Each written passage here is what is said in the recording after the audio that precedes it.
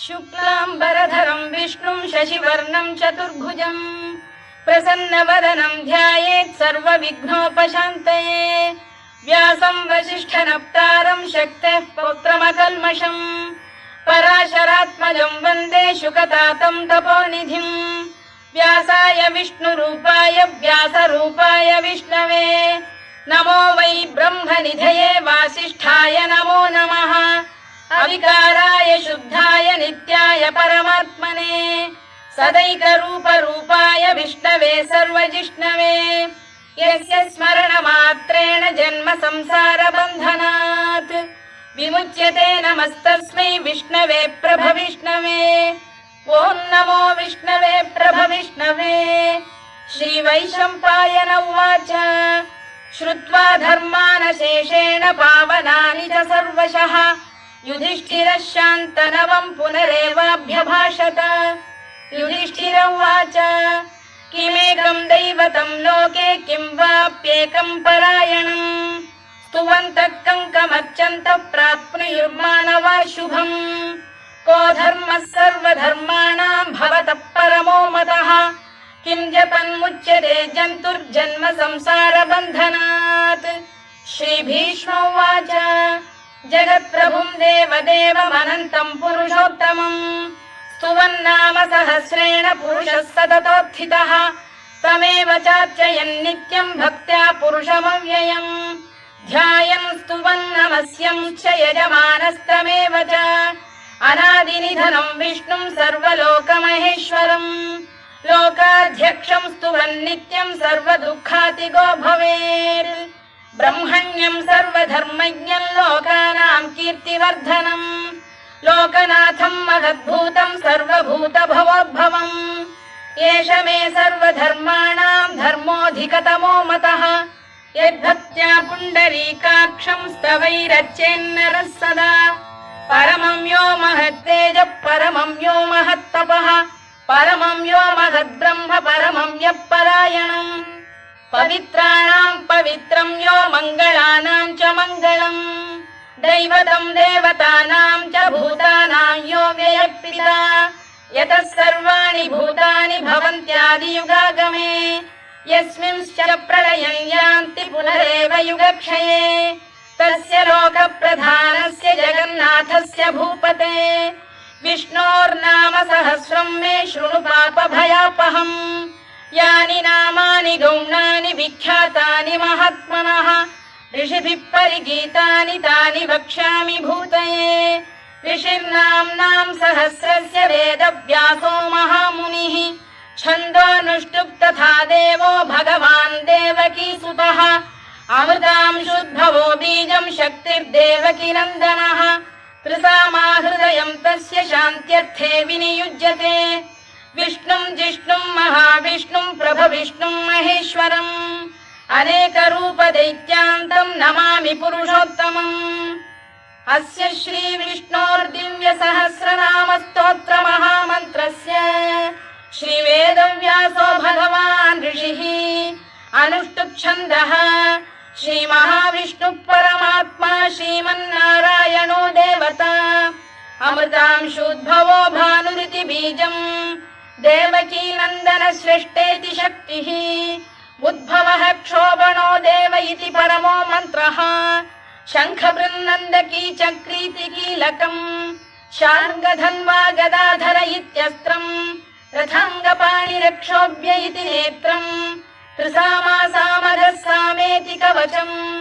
आनन्दम् परब्रह्मेति योनिः ऋतुः सुदर्शनकाल इति दिग्बन्धः श्रीविश्वरूप इति ध्यानम् श्रीमहाविष्णुप्रीत्यर्थे सहस्रनाम जपे विनियोगः। ध्यानम् क्षीरोदन्वत्प्रदेशे शुचिमणिविलसत्सैकते मौक्तिकानाम् मालाक्लुप्तासनस्थस्फटिकमणिनिभैर्मौक्तिकैर्मण्डिताङ्गः शुभ्रैरभ्रैरदभ्रैरुपरि विरचितैर्मुक्तपीयूषवर्षैः आनन्दीन पुरीयादरिनरिन गदा शङ्खपाणिर्मुकुन्दः भूः पादौ यस्य नाभिर्वियदसुरनिलश्चन्द्रसूर्यौ च नेत्रे कर्णावाशा शिरोद्यौर्मुखमपि दहनो यस्य वास्तेयमब्धिः अन्तस्थं यस्य विश्वं सुरनरखगो भोगि गन्धर्वदैत्यैः चित्रं रम्यते तं त्रिभुवन वपुषं विष्णुमीशं नमामि। ॐ नमो भगवते वासुदेवाय। शान्ताकारं भुजगशयनं पद्मनाभं सुरेशं विश्वाधारं गगनसदृशं मेघवर्णं शुभाङ्गम् लक्ष्मीकान्तं कमलनयनं योगिधृध्यानगम्यं वन्दे विष्णुं भवभयहरं सर्वलोकैकनाथम् मेघश्यामं पीतकौशेयवासं श्रीवत्साङ्कं कौस्तुभोद्भासिताङ्गम् पुण्योपेतं पुण्डरीकायताक्षं विष्णुं वन्दे सर्वलोकैकनाथम् नमः समस्तभूतानामादिभूताय भूभृते अनेकरूपरूपाय विष्णवे प्रभविष्णवे सशङ्खचक्रं सकिरीटकुण्डलं सपीतवस्त्रं सरसीरुहेक्षणं सहारवक्षस्थलशोभिकौस्तुभं नमामि विष्णुं शिरसा चतुर्भुजम् छायायां पारिजातस्य हेमसिंहासनोपरि आसीनमम्बुदश्याममायताक्षमलङ्कृतम् चन्द्राननं चतुर्बाहुं श्रीवत्साङ्कितवक्षसम् रुक्मिणी सत्यभामाभ्यां सहितं कृष्णमाश्रये।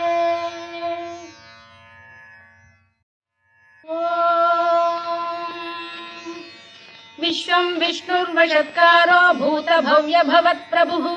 भूतभृद्भावो भूतात्मा भूतभावनः भूतात्मा परमात्मा च मुक्तानां परमागतिः अव्ययः पुरुषः साक्षी क्षेत्रज्ञोऽक्षर एव च योगो योगविदां नेता प्रधानपुरुषेश्वरः नारसिंहवपुः श्रीमान् केशवः पुरुषोत्तमः सर्वशर्व शिवस्थाणुर्भूतादिर्निधिरव्ययः सम्भवो भावनो भर्ता प्रभवः प्रभुरीश्वरः स्वयंभूः शम्भुरादित्यः पुष्कराक्षो महास्वनः अनादिनिधनो धाता विधाता धातुरुत्तमः अप्रमेयो ऋषिकेशः पद्मनाभोऽमरप्रभुः विश्वकर्मा मनुस्पष्टा स्थविष्ठस्थविरो ध्रुवः अग्राह्यः शाश्वतः कृष्णो लोहिताक्षप्रदर्दनः प्रभूतस्त्रिककुब्धाम पवित्रं मङ्गलं परम् ईशान प्राणद प्राणो ज्येष्ठः श्रेष्ठः प्रजापतिः हिरण्यगर्भो भूगर्भो माधवो मधुसूदनः ईश्वरो विक्रमी धन्वी मेधावी विक्रमक्रमः अनुत्तमो दुराधर्षः कृतज्ञः कृतिरात्मवान् सुरेशः शरणं शर्म विश्वरेताः प्रजाभवः अगः संवत्सरो व्याल प्रत्ययः सर्वदर्शनः अजः सर्वेश्वरः सिद्धः सिद्धिः सर्वादिरच्युतः वृषाकपिरमेयात्मा सर्वयोगविनिसृतः वसुर्वसुमनः सत्यः समात्मा संमितः समः अमोघः पुण्डरीकाक्षो वृषकर्मा वृषाकृतिः रुद्रो बहुशिरा बभ्रुर्विश्वयोनिश्चुतिश्रवाः अमृतः शाश्वतस्थाणुर्वरारोहो महातपाः सर्वगः सर्वविद्भानुर्विश्वक्सेनो जनार्दनः वेदो वेदविदव्यङ्गो वेदाङ्गो वेदवित्कविः लोकाध्यक्षः सुराध्यक्षो धर्माध्यक्षः कृताकृतः चतुरात्मा चतुर्व्यूहश्चतुर्दंष्टश्चतुर्भुजः भ्राजिष्णुर्भोजनं भोक्ता सहिष्णुर्जगदादिजः अनघो विजयो जेता विश्वयोनिः पुनर्वसुः उपेन्द्रो वामनः प्रांशुरमोघः शुचिरूर्जितः अतीन्द्रः सङ्ग्रहः सर्गो धृतात्मा नियमो यमः वेद्यो वैद्यः सदा योगी वीरः माधवो मधुः अतीन्द्रियो महामायो महोत्साहो महाबलः महाबुद्धिर्महावीर्यो महाशक्तिर्महाद्युतिः अनिर्देश्य वपुः श्रीमान् अमे आत्मा महाधृधृत् महेश्वासो महीभर्ता श्रीनिवासः सताङ्गतिः अनिरुद्धः सुरानन्दो गोविन्दो गोविदाम्पतिः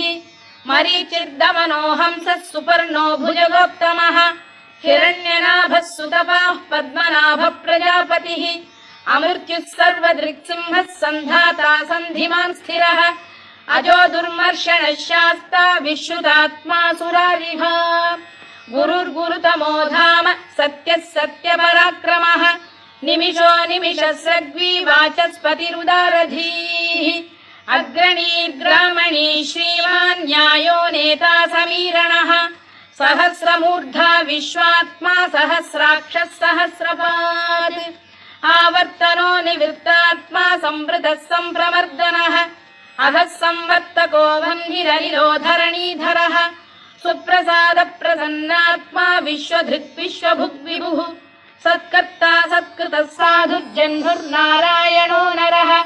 असंख्येयो प्रमेयात्मा विशिष्टः शिष्टकृच्छुचिः सिद्धार्थ सिद्ध संकल्पः सिद्धिदः सिद्धिसाधनः वृषाही वृषभो विष्णुर्वृषपर्वा वृषोदरः वर्धनो वर्धमानश्च विविक्तः श्रुतिसागरः सुभुजो दुर्धरो वाग्मी महेन्द्रो वसुदो वसुः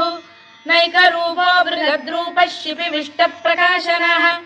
ओजस्तेजोद्युतिधरः प्रकाशात्मा प्रतापनः वृद्धस्पष्टाक्षरो मन्त्रश्चन्द्रांशुर्भास्करद्युतिः अमृतांशुद्धवो भानुः शशबिन्दुः सुरेश्वरः औषधम् जगतः सेतुः सत्यधर्मपराक्रमः भूतभव्यभवन्नाथः पवनः पावनो नरः कामः कामकृत्कान्तः कामः कामप्रदप्रभुः युगादिकृद्युगावर्तो नैकमायो महाशनः अदृश्यो व्यक्तरूपश्च सहस्रजिदनन्तजित् इष्टो विशिष्टः शिष्टेष्टः शिखण्डी नघुषो वृषः क्रोधः क्रोधकृत्कर्ता विश्वबाहुर्महीधरः अच्युत प्रथित प्राण प्राणदो वासवानुजः अपां निधिरधिष्ठानमप्रमत्त प्रतिष्ठितः स्कन्द स्कन्दधरो धुर्यो वरदो वायुवाहनः वासुदेवो बृहद्भानुरादिदेवः पुरन्दरः अशोकस्तारणस्तारः शूरः शौरिर्जनेश्वरः अनुकूलः शतावर्तः पद्मी पद्मनिभेक्षणः पद्मनाभोरविन्दाक्षः पद्मगर्भः शरीरभृत् महर्धिर्वृद्धो वृद्धात्मा महाक्षो गरुडध्वजः अतुलः शरभो भीमः समयज्ञो हविर्हरिः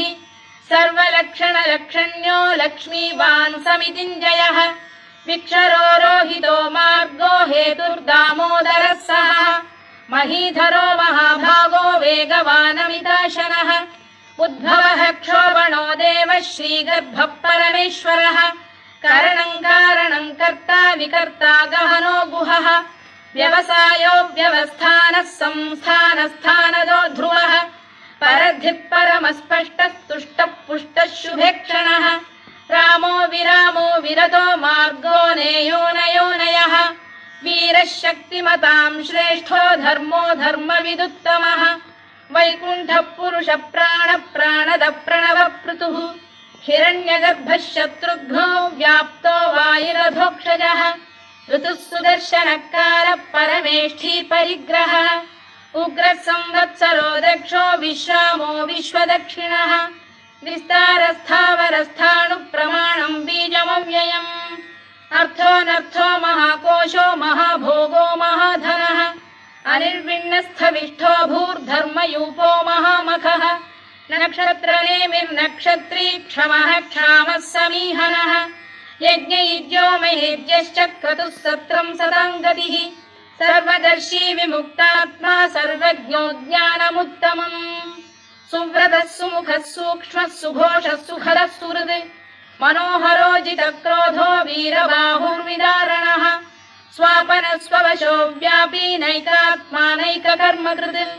वत्सरो वत्सलो वत्सी रत्नगर्भोधनेश्वरः धर्मकृद्धर्मी सदसक्षरमक्षरम् अविज्ञाता सहस्रांशुर्विधाता कृतलक्षणः गभस्तिनेमिः सप्तस्तः सिंहो भूतमहेश्वरः आदिदेवो महादेवो देवेशो देवभृद्गुरुः उत्तरो गोपतिर्गोप्ता ज्ञानगम्यः पुरातनः शरीरभूतभृद्भोक्ता कपीन्द्रो भूरि दक्षिणः सोमपोऽमृतपः सोमः पुरुजिः पुरुषत्तमः विनयो जयः सत्यसन्धो दाशार्हः सात्वतां पतिः जीवो विनयिता साक्षी मुकुन्दो मितविक्रमः अम्भोनिधिरनन्तात्मा महोदधिशयोऽन्तकः अजो महार्घः स्वाभाव्यो जितामित्रप्रमोदनः आनन्दो नन्दनो नन्दः सत्यधर्मात्रिविक्रमः महर्षिः कपिलाचार्यः कृतज्ञो मेदिनीपतिः त्रिपुरस्त्रिदशाध्यक्षो महाशृङ्गकृतान्तकृत् महावराहो गोविन्दः सुषेणः कनकाङ्गनी गुह्यो गभीरो गहनो गुप्तश्चक्रगदाधरः मेधास्वाङ्गो जितकृष्णो दृढः सङ्कर्षणोच्युतः वरुणो वारुणो वृक्षः पुष्कराक्षो महामनाः भगवान् भगहानन्दी वनमाली हलायुधः आदित्यो ज्योतिरादित्यः सहिष्णुर्गतिसत्तमः सुधन्वाखण्ड परशुर्दारुणो द्रविणप्रदः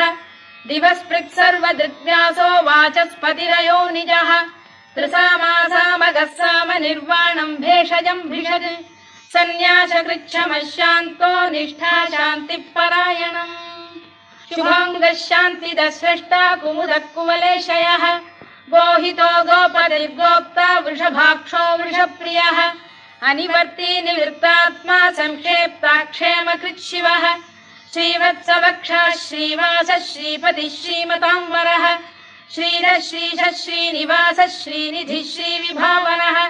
श्रीधर श्रीकर श्रेयः श्रीमान् लोकत्रयाश्रयः स्वक्षः स्वङ्गः शतानन्दो नन्दिर्ज्योतिर्गणेश्वरः विजितात्मा विधेयात्मा सत्कीर्तिश्चिन्न संशयः उदीर्णः सर्वतश्चक्षुरनीशः शाश्वतः स्थिरः भूषयो भूषणो भूतिर्विशोकः शोकनाशनः अर्चिष्मानर्चितः कुम्भो विशुद्धात्मा विशोधनः अनिरुद्धो प्रतिरथ प्रद्युम्नो मितविक्रमः कालनेमिनिः वीरः शौरिः शूरजनेश्वरः त्रिलोकात्मा त्रिलोकेशः केशवः केशिः हरिः कामदेवः कामपालः कामी कान्तकृतागमः अनिर्देश्य वपुर्विष्णुर्वीरोऽनन्तो धनञ्जयः ब्रह्मण्यो ब्रह्मकृद्ब्रह्मा ब्रह्म ब्रह्मविवर्धनः ब्रह्मविब्राह्मणो ब्रह्मी ब्रह्मज्ञो ब्राह्मणप्रियः महाकमो महाकर्मा महातेजा महोरगः महाकतुर्महायज्वा महायज्ञो महाहविः स्तव्यस्तव प्रियस्तोत्रम् स्तुतिस्तोतारणप्रियः पूर्णः पूरयिता पुण्यः पुण्यकीर्तिरनामयः मनोजवस्तीर्थकरो वसुरेता वसुप्रदः वसुप्रदो वासुदेवो वसुर्वसुमनाहविः सद्गतिः सत्कृतिः सत्ता सद्भूतिः सत्परायणः शूरसेनो यदुश्रेष्ठः सन्निवासः सुयामुनः भूतावासो वासुदेवः सर्वासु निलयो नलः दर्पः दर्पदो दृप्तो दुर्धरोऽथा पराजितः विश्वमूर्तिर्महामूर्तिर्दीप्तमूर्तिरमूर्तिमान् अनेकमूर्तिरव्यक्तः शतमूर्तिः शताननः एकोनैकः स वक्र किं यत्तत्पदमनुत्तमम् लोकबन्धुर्लोकनाथो माधवो भक्तवत्सलः सुवर्णवर्णो हेमाङ्गो वराङ्गश्चन्दनाङ्गदी वीरः विषमः शून्यो घृताशीरचरश्चरः अमानी मानदो मान्यो लोकस्वामी त्रिलोकधृत् सुमेधा मेधजो धन्यः सत्यमेधाधराधरः तेजो वृषोद्युतिधरः सर्वशत्रभृताम्बरः प्रग्रहो निग्रहो व्यग्रो नैकशृङ्गो गदाग्रजः चतुर्मूर्तिश्चतुर्बाहुश्चतुर्व्यूहश्चतुर्गतिः चतुरात्मा चतुर्भावश्चतुर्वेदविदेकपात् समावर्तो निवृत्तात्मा दुर्जयो दुरतिक्रमः दुर्लभो दुर्गमो दुर्गो दुरावासो दुरारिः शुभाङ्गो लोकसारङ्गः स्तुतन्तु वर्धनः इन्द्रकर्मा महाकर्मा कृतकर्मा कृतागमः उद्भवः सुन्दरः सुन्दो रत्ननाभः सुलोचनः अर्को वाजसनः शृङ्गी जयन्तः सर्वविजयी सुवर्णबिन्दुरक्षोभ्यः सर्ववागीश्वरेश्वरः महाह्रदो महागर्तो महाभूतो महानिधिः कुमुदः कुन्दरः कुन्दः पर्जन्यः पावनो निलः अमृताशोऽमृतवपुः सर्वज्ञः सर्वतोमुखः सुलभः सुव्रतः सिद्धः शत्रुजिच्छत्रुतापनः न्यग्रोधोदुम्बरोश्वतश्चाणूर शूरान्ध्रनिषूदनः सहस्रार्चिः सप्तजिह्वः सप्तैधा सप्तवाहनः अमूर्तिरनघोचिन्त्यो भयकृद्भयनाशनः अणुबृहत्कृशस्थूलो गुणभृन्निर्गुणो महान् अधृतस्वधृतस्वास्य प्राग्वंशो वंशवर्धनः भारभृत्कथितो योगी योगीशः सर्वकामदः आश्रमश्रमणः क्षामः सुपर्णो वायुवाहनः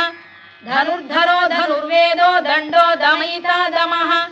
अपराजितः सर्वसहो नियन्ता नियमो यमः सत्त्ववान् सात्विकः सत्यः सत्यधर्मपरायणः अभिप्रायप्रियार्होः प्रियकृत्प्रीतिवर्धनः विहाय सगदिर्ज्योतिः सुरुचिर्पुतभुग्विभुः रविर्विरोचनः सूर्यः सवितारविलोचनः अनन्तो हुतभुग्भोक्ता सुखदो नैकजोऽग्रजः अनिर्विण्णः सदामर्षी लोकाधिष्ठानमद्भुतः सनातनतमः कपिलः कपिरव्ययः स्वस्तिदः स्वस्तिकृत् स्वस्ति स्वस्ति भुक् स्वस्ति दक्षिणः आरौद्रः कुण्डली चक्री विक्रम्यूर्जितशासनः शब्दातिगः शब्दसः शिशिरः शर्वरीकरः अक्रूरपेशलो दक्षो दक्षिणः क्षमिणाम्बरः विद्वत्तमो वीतभयः पुण्यश्रवणकीर्तनः उत्तारणो दुष्कृतिः पुण्यो दुःस्वप्ननाशनः वीरः रक्षणः सन्तो जीवनपर्यवस्थितः अनन्तरूपोऽनन्तश्रीर्जितमन्युर्भयापहः चतुरश्रो गभीरात्मा विदिशो व्यादिशो दिशः अनादिर्भूर्भुवो लक्ष्मी सुवीरो रुचिराङ्गदः जननो जनजन्मादिर्भीमो भीमपराक्रमः आधारनिलयो धाता पुष्पहास प्रजागरः ऊर्ध्वगः सत्पथाचार प्राणद प्रणवप्रणः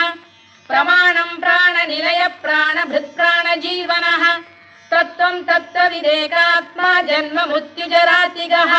भूर्भुवः स्वस्तरुस्तारः सविता प्रपितामहः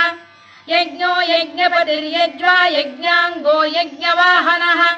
यज्ञभृद्यज्ञकृद्यज्ञी यज्ञभुग्यज्ञसाधनः यज्ञान्तकृद्यज्ञगुह्यमन्नमन्नादयेव च आत्मयोनिः स्वयं जातो वैखानः सामगायनः देवकीनन्दनः स्रष्टा क्षितीशः पापनाशनः शङ्खबृन्नन्दकी चक्री शार्ङ्गधन्वा गदाधरः रथाङ्गपाणिरक्षोभ्यः सर्वप्रहरणायुधः सर्वप्रहरणायुध ॐ नम इति वनमाली गरीशाङ्गी शङ्खी चक्री च नन्दकी श्रीमान्नारायणो विष्णुर्वासुदेवोऽभिरक्षतु वनमाली गरीशाङ्गी शङ्खी चक्री च नन्दकी श्रीमान्नारायणो विष्णुर्वासुदेवोऽभिरक्षतु वनमाली गरीशाङ्गी शङ्खी चक्री च नन्दकी श्रीमान्नारायणो विष्णुर्वासुदेवोऽभिरक्षतु इतीदं कीर्तनीयस्य केशवस्य महात्मनः नाम्नां सहस्रं दिव्यानामशेषेण प्रकीर्तितम् य इदं शृणुयात् नित्यं यश्चापि परिकीर्तयेत् नाशुभं प्राप्नुयात् किञ्चित् सोमुत्रेह च मानवः वेदान्तको ब्राह्मणः स्यात् क्षत्रियो विजयी भवेत् वैश्यो धनसमृद्धः स्यात् शूद्रः सुखमवाप्नुयात् धर्मार्थी प्राप्नुयात् धर्ममर्थार्थी चार्थमाप्नुयात् कामानवाप्नुयात् कामी प्रजार्थी चाप्नुयात् प्रजाम् भक्तिमान् यः सदोत्थाय शुचिस्तद्गतमानसः सहस्रं वासुदेवस्य नाम्नामेतत्र कीर्तयेत् यशः प्राप्नोति विपुलं याति प्राधान्यमेव च अचलां श्रियमाप्नोति श्रेयः प्राप्नोत्यनुत्तमम् न भयं क्वचिदाप्नोति वीर्यं तेजश्च विन्दति भवत्य रोगोद्युतिमान् बलरूपगुणान्वितः रोगार्तो मुच्यते रोगात् बद्धो मुच्येत बन्धनात् भयान्मुच्येत भीतस्तु मुच्येतापन्न आपदः दुर्गाण्यतितरत्याशु पुरुषः पुरुषोत्तमम् सुवन्नाम सहस्रेण नित्यं भक्तिसमन्वितः वासुदेवाश्रयो मर्त्यो वासुदेवपरायणः सर्वपापविशुद्धात्मा याति ब्रह्म सनातनम् न वासुदेव भक्तानामशु विद्यते क्वचित् जन्म मृत्युजरा व्याधि भयं नैवोपजायते इमं स्तवमधीयानः श्रद्धा भक्ति समन्वितः युज्येतात्मसुखक्षान्तिः श्रीधृतिस्मृतिकीर्तिभिः न क्रोधो न च मात्सर्यं न लोभो न शुभामतिः भवन्ति कृतपुण्यानां भक्तानां पुरुषोत्तमे द्यौः स चन्द्रार्कनक्षत्राखं दिशो भूर्महोदधिः वासुदेवस्य वीर्येण विधृतानि महात्मनः ससुरासुरगन्धर्वं स यक्षोरगराक्षसम् जगत्वशे वर्ततेदं कृष्णस्य सचराचरम् इन्द्रियाणि मनो बुद्धिः सत्त्वं तेजो बलं धृतिः वासुदेवात्मकान्याहुः क्षेत्रं क्षेत्रज्ञ एव च सर्वागमानामाचार प्रथमं परिकल्पते आचार प्रभवो धर्मो धर्मस्य प्रभुरच्युतः ऋषयः पितरो देवा महाभूतानि धातवः जङ्गमा जङ्गमं चेदं जगन्नारायणोद्भवम् योगो ज्ञानं तथा साङ्ख्यं विद्या शिल्पादिकर्म च वेदाः शास्त्राणि विज्ञानमेतत् सर्वं जनार्दनात् एको विष्णुर्महद्भूतं पृथग्भूतान्यनेकशः त्रीन् लोकान् व्याप्य भूतात्मा भुङ्क्ते विश्वभुवव्ययः इमं स्तवं भगवतो विष्णोः व्यासेन कीर्तितम् पठेद्य इच्छेत् पुरुषः श्रेयत् प्राप्तुं सुखानि च विश्वेश्वरमजं देवं जगतः प्रभुमव्ययम् भजन्ति ये पुष्कराक्षं न ते यान्ति पराभवम् नम इति अर्जुनोवाच पद्मपत्र विशालाक्ष पद्मनाभसुरोत्तमा भक्तानामनुरक्तानां त्राता भव जनार्दन श्रीभगवानुवाच यो मां नाम सहस्रेण स्तोतुमिच्छति पाण्डव सोऽहमेकेन श्लोकेन स्तुत एव न संशयो नम इति व्यास उवाच वासनाद् वासुदेवस्य वासितं भुवनत्रयम् सर्वभूतनिवासोऽसि वासुदेव नमोऽस्तु ते वासुदेव नमोऽस्तु ते ॐ नम इति पार्वत्युवाच केनोपायेन लघुना विष्णोर्नाम सहस्रकम् पठ्यते पण्डितैर्नित्यं श्रोतुमिच्छाम्यहं प्रभो ईश्वर उवाच श्रीराम राम रामेति रमे रामे मनोरमे सहस्रनाम तत्तुल्यं राम नाम वरानने श्रीराम राम रामेति रमे रामे मनोरमे सहस्रनाम तत्तुल्यं राम नाम वरानने श्रीराम राम रामेति रमे रामे मनोरमे सहस्रनाम तत्तुल्यं राम नाम वरानने राम नाम वरानन ॐ नम इति ब्रह्मोवाच नमोऽस्त्वनन्ताय सहस्रमूर्तये सहस्रपादाक्षि शिरोरुबाहवे सहस्रनाम्ने पुरुषाय शाश्वते सहस्रकोटियुगधारिणे नमः सहस्रकोटियुगधारिणे नम ॐ नम इति सञ्जय उवाच यत्र योगेश्वर कृष्णो यत्र पार्थो धनुर्धरः तत्र श्रीविजयो भूतिर्ध्रुवा नीतिर्मतिर्मम श्रीभगवानुवाच अनन्याश्चिन्तयन्तो मां ये जनाः पर्युपासते तेषां नित्याभियुक्तानां योगक्षेमं वहाम्यहम् परित्राणाय साधूनां विनाशाय च दुष्कृताम् धर्म संस्थापनार्थाय संभवामि युगे युगे आर्ता विषण्णा शिथिलाश्च भीता घोरेषु च व्याधिषु वर्तमानाः संकीर्त्य नारायण शब्दमात्रं विमुक्त दुःखाः सुखिनो भवन्तु कायेन वाचा मनसेन्द्रियैर्वा बुद्ध्यात्मना वा प्रकृते स्वभावात्